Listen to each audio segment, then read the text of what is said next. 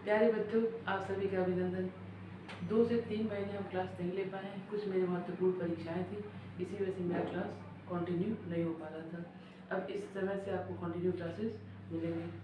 आइए, जो वीडियो जिस जहाँ से क्लास छोड़े थे, आगे उस क्लास से हम पढ़ाते हैं।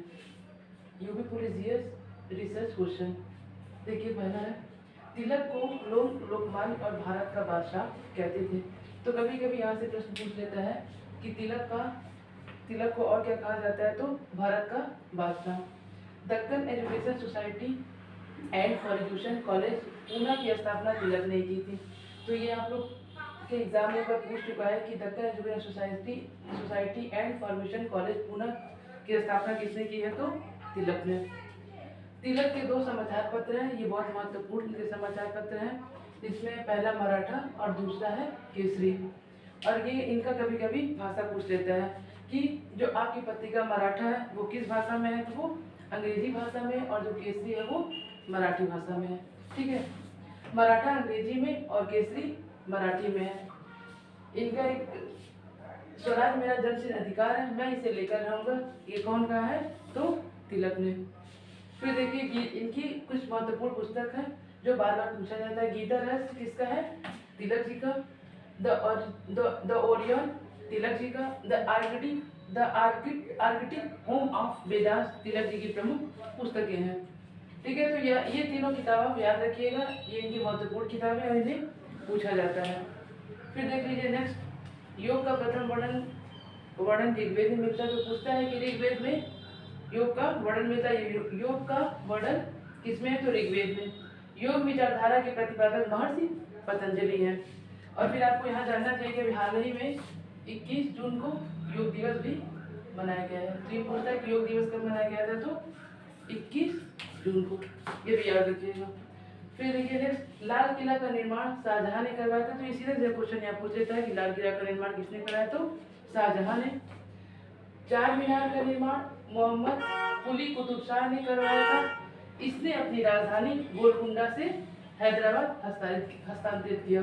तो आप यहाँ देखिएगा कि चार मीनार का निर्माण, यहाँ से क्वेश्चन बनता है, चार मीनार का निर्माण किसने करा, तो मोहम्मद कुली कुतुब शाह ने करवाया। और ये पूछता है कि किसने अपनी राजधानी गोलकुंडा से हैदराबाद हस्तांतरित किया, तो कौन है, मोहम्मद कुली कुतुब शाह। चार्टर ने संयुक्त राष्ट्र के 6 अंगों की स्थापना की। संयुक्त राष्ट्र की स्थापना 1945 में किया गया।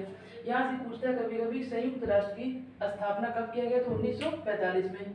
इसके 6 अंग है, आपको ये 6 अंग याद रखना होगा, क्योंकि ऑप्शन में कभी कभी इसमें से एक हटा देता है। मान लीजिए दे देगा आपको कि उच्चतम न्यायालय, तो आपको ये याद रखना होगा। महासभा, सुरक्षा परिषद, न्यास परिषद, अंतरराष्ट्रीय न्यायालय, आर्थिक एवं सामाजिक परिषद, यूएन सचिवालय।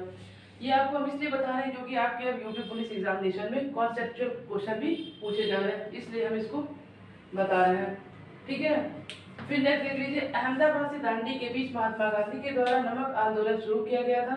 तो यहीं से आप देख लीजिए, समझ लीजिए कि प्रश्न कैसे बनता है। पहले तो पूछेगा कि दांडी मार्च किसके द्वारा शुरू किया गया था, तो महात्मा गांधी, और कहाँ शुरू किया गया था, तो अहमदाबाद। फिर देखिए यहाँ से कि 12 मार्च दिनांक पूछता है। 12 मार्च 1930 को साबरमती आश्रम से 78 साथियों के साथ दांडी मार्च शुरू किया गया। 6 अप्रैल 1930 को ये दांडी मार्च नमक कानून भंग कर सविनय अवज्ञा आंदोलन की शुरुआत की गई थी। तो यहाँ से आप देखिए कि नेक्स्ट क्वेश्चन कैसे बनेगा, कब शुरू किया गया था, तो 12 मार्च 1930 को। कहाँ से, तो साबरमती आश्रम से। कभी कभी पूछता है कि कितने साथियों के साथ शुरू किया गया था, तो 78 साथियों के साथ दांडी मार्च शुरू किया गया था। अब आप यहाँ से देखेंगे, ऐसे लिखिएगा, कभी कभी ऑप्शन बनाया था 12 मार्च से 6 अप्रैल। कब तक चला, तो 12 मार्च से 6 अप्रैल तक चला। ठीक है, 1930 को दांडी मार्च में नमक कानून को सविनय अवज्ञा, दांडी मार्च में नमक कानून भंग कर सविनय अवज्ञा आंदोलन की शुरुआत की गई थी। तो कभी कभी पूछता है कि सविनय अवज्ञा आंदोलन की शुरुआत किस आंदोलन के तहत की गई थी, तो नमक आंदोलन या दांडी मार्च के दौरान शुरू किया गया था। फिर देखिए, भारत के प्रधानमंत्री की नियुक्ति किसके द्वारा की जाती है, तो राष्ट्रपति के द्वारा। ये सीधा सीधा क्वेश्चन यहाँ पूछ लेता है कि भारत के प्रधानमंत्री की नियुक्ति किसके द्वारा की जाती है, तो राष्ट्रपति के द्वारा। फिर यहाँ से देखिए, अन्य मंत्रियों की नियुक्ति राष्ट्रपति प्रधानमंत्री की सलाह पर करता है। ठीक है, भारत के नियंत्रक एवं महालेखा परीक्षक की नियुक्ति राष्ट्रपति द्वारा किसमें किया जाता है आर्टिकल 148 में। तो सीधा सीधा क्वेश्चन पूछता है कि भारत के नियंत्रक एवं महालेखा परीक्षक की नियुक्ति कौन करता है, तो राष्ट्रपति। किस आर्टिकल में, तो 148 में। फिर यहाँ से देख लीजिए कि उत्तर प्रदेश का ये क्वेश्चन है जिसको कहते हैं आप लोग यूपी स्पेशल। यूपी स्पेशल का क्वेश्चन बहुत पूछा जाता है, इसीलिए यूपी स्पेशल के जितने भी क्वेश्चन पढ़ाए जाते हैं उसको आप ध्यान देंगे। उत्तर प्रदेश में कुल कितने मंडल हैं, तो 18। कितने जिले हैं, 75। और कितने नगर निगम है, तो 17। लास्ट वाला पूछ सकता है नगर निगम शाहजहांपुर। कभी कभी ऐसे बना देता है, ऑप्शन में बना देगा 75/18। तो ये आपका हो गया 75 जिले और 18 मंडल। इस तरह भी बना के कभी कभी दे देता है, तो आप ध्यान रखिएगा। फिर आइए नेक्स्ट देख लीजिए चकबंदी। ये भी आपकी यूपी स्पेशल का क्वेश्चन है। हम लोग के यहाँ जब खेत विस्तृत होता है, अलग अलग विभागों में बटा होता है, तो इसको एकत्रित करने के लिए हम चकबंदी करते हैं, खेतों की चकबंदी। अब यहाँ से समझ लीजिए चकबंदी से क्या तात्पर्य है। तो कभी कभी डायरेक्ट पूछता है कि चकबंदी से क्या तात्पर्य है, तो क्या होगा, फैले हुए भूमि का एकीकरण करना, भूमि का एकीकरण से है।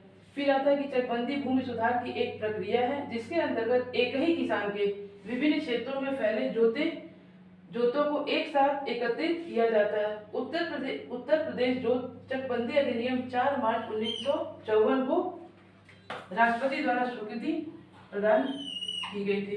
तो आपको ध्यान रखिएगा कि उत्तर प्रदेश जो जोत चकबंदी होता है वो 1954 में और राष्ट्रपति के द्वारा स्वीकृति प्रदान किया गया था। उत्तर प्रदेश जोत चकबंदी अधिनियम 1953, ये अधिनियम 1953 है और कब लागू हुआ था, तो 8 मार्च 1954 को। तो आप ध्यान रखेंगे कि उत्तर प्रदेश जोत चकबंदी अधिनियम 1953 है और लागू हुआ था 8 मार्च 1954 को।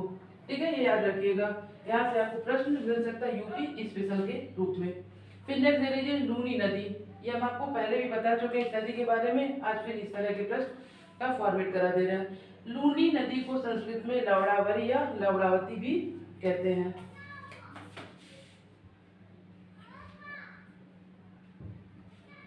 ठीक है, इसका अर्थ होता है नमकीन।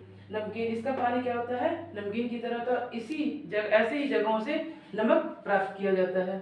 ठीक है, इसका उद्गम राजस्थान के अरावली पर्वत से होता है। यह किसी समुद्र सागर में न गिरकर ये गुजरात के कच्छ के रण में विलीन हो जाता है। इसीलिए कभी कभी ये भी प्रश्न पूछता है वह कौन सी नदी है जो किसी सागर या समुद्र में न जाकर किसी जगह पे विलीन हो जाती है या कच्छ के रण में विलीन हो जाती है, वो कौन सी नदी है, लूनी नदी। ठीक है, याद रखिएगा।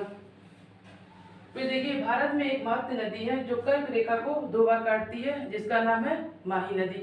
अगर आप विश्व स्तर पे जाएंगे तो अफ्रीका, आपको बताया महाद्वीप है, अफ्रीका एक महाद्वीप है जिसकी एक नदी है कांगो नदी, जिसको जाम्बेजी नदी भी कहते हैं। ये भी क्या करती है, विषुवत रेखा को 2 बार काटती है। ठीक है, याद रखिएगा, विषुवत रेखा को 2 बार काटती है।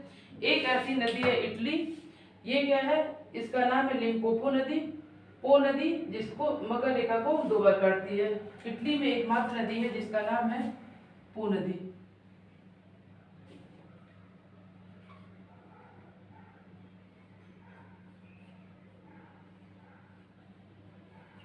पो नदी जो मकर रेखा को 2 बार काटती है।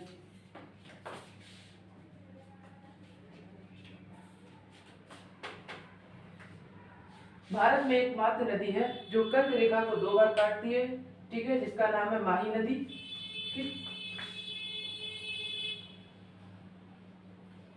माही नदी। फिर अफ्रीका की एक नदी है जाम्बेजी कांगो नदी, जो विषुवत रेखा को 2 बार काटती है। इटली की एकमात्र नदी है जिसको पो या लिम्पोपो नदी कहते हैं, ये मकर रेखा को 2 बार काटती है। ये ऐसी 3 नदियां हैं, एक भारत के परिप्रेक्ष्य में और 2 विश्व के परिप्रेक्ष्य में। इसको याद रखिएगा क्योंकि हमेशा पूछा जाता है। फिर आइए देख लेते हैं सीआरपीएफ को कहते हैं केंद्रीय रिजर्व पुलिस फोर्स। ठीक है, सेंट्रल रिजर्व पुलिस फोर्स। यह एक विशेष फोर्स होता है, इसे रैपिड एक्शन फोर्स भी कहते हैं या रैपिड एक्शन फोर्स होता है। अब देखिए भारत छोड़ो आंदोलन 1942 में, ये तो पूछ सकता है कि भारत छोड़ो आंदोलन कब हुआ था, तो 1942 में, 9 अगस्त 1942 में। आप देख लीजिएगा कि कभी कभी ये 8 अगस्त भी कहीं दे देता है, तो हम इसलिए दोनों लिख दे रहे हैं 8 अगस्त या 9 अगस्त 1942 को। फिर देखिएगा कि ये, लेकिन ये जो 1942 भारत छोड़ो आंदोलन पूछा गया वो झारखंड के परिप्रेक्ष्य में पूछा गया, इसीलिए आप देखिए झारखंड में चूनाराम महतो के द्वारा शुरू किया गया था, इसलिए पूछा हुआ है डायरेक्ट कि झारखंड में भारत छोड़ो आंदोलन 1942 कौन शुरू किया गया, किसके द्वारा शुरू किया गया, तो चूनाराम महतो के द्वारा। 1942 में भारत छोड़ो आंदोलन स्वतः स्फूर्ति आंदोलन था, करो या मरो का नारा इसी आंदोलन में दिया गया था। तो यहाँ से नेक्स्ट क्वेश्चन ये बनेगा कि 1942 में भारत छोड़ो आंदोलन था जो स्वतः स्फूर्ति मतलब स्वयं लोग जागरूक हो गए थे इस आंदोलन के लिए, इसलिए ये पूछता है कि किस आंदोलन को स्वतः स्फूर्ति कहा जाता है, तो भारत छोड़ो आंदोलन।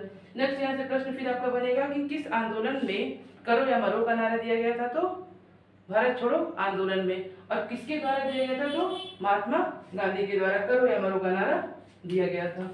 फिर नेक्स्ट देख लीजिए, राष्ट्रीय मानवाधिकार आयोग के अध्यक्ष में एक अध्यक्ष, 5 पूर्णकालिक सदस्य और 6 पदेन सदस्य होते हैं और एक संवैधानिक पूर्ण आयोग होता है। यह राष्ट्रीय मानवाधिकार के कुल 13 सदस्य होते हैं। तो कभी कभी आप हमें पूछता है कि कुल कितने सदस्य होते हैं, तो 13 डिवाइडेशन हम कर ही दिए, एक अध्यक्ष होते हैं, 5 पूर्णकालिक सदस्य होते हैं, 6 पदेन सदस्य और एक संवैधानिक पूर्ण आयोग के सदस्य होते हैं। फिर यहाँ देखिए यह एक वैधानिक संस्था है जिसका संविधान में वर्णन नहीं है। इसकी स्थापना 12 अक्टूबर, डायरेक्ट डेट पूछना याद रखिएगा, 12 अक्टूबर 1993 को स्थापना हुई थी। इसका मुख्यालय कहाँ है, नई दिल्ली में, याद रखिएगा मुख्यालय डायरेक्ट पूछता है कि राष्ट्रीय मानवाधिकार आयोग मुख्यालय कहाँ है, तो नई दिल्ली में। 10 दिसंबर को राष्ट्रीय मानवाधिकार आयोग मनाया जाता है, 10 दिसंबर को राष्ट्रीय मानवाधिकार आयोग मनाया जाता है। फिर देखिए स्पैम शब्द, ये आपके कंप्यूटर से है, कई शब्द पूछता है कि कौन से शब्द किससे संबंधित है, स्पैम शब्द ईमेल से संबंधित है, ठीक है। फिर देख लीजिए यूपी के क्वेश्चन है, उत्तर प्रदेश राजस्व बोर्ड की स्थापना 1831 में कहाँ किया गया था, इलाहाबाद में, या फिर ऑप्शन में दे देगा प्रयागराज में, ठीक है। इस समय इलाहाबाद का नाम प्रयागराज कर दिया गया है। उत्तर प्रदेश राजस्व बोर्ड की स्थापना 1831 में प्रयागराज में किया गया था, डायरेक्ट पूछता है। फिर नेक्स्ट देख लीजिए, भारत में सभी करेंसी नोट आरबीआई छपवाता है, 1 या 2 के सिक्के को कौन जारी करता है, वित्त मंत्रालय। तो आप ये जान लीजिए कि जो करेंसी नोट है वो तो आरबीआई के द्वारा छपवाया जाता है, लेकिन 1 और 2 के जो सिक्के होते हैं वित्त मंत्रालय के द्वारा जारी किया जाता है। जबकि आरबीआई गवर्नर के द्वारा नोटों पर, तो पूछता है कभी कभी कि नोटों पे हस्ताक्षर किसका होता है, तो आरबीआई के द्वारा, ठीक है, आरबीआई के गवर्नर का हस्ताक्षर होता है। आप इसको याद रखिएगा, जितने भी लाइन है सब महत्वपूर्ण है, आप इसे याद रखिएगा, ठीक है। आप सभी को मेरी तरफ से धन्यवाद।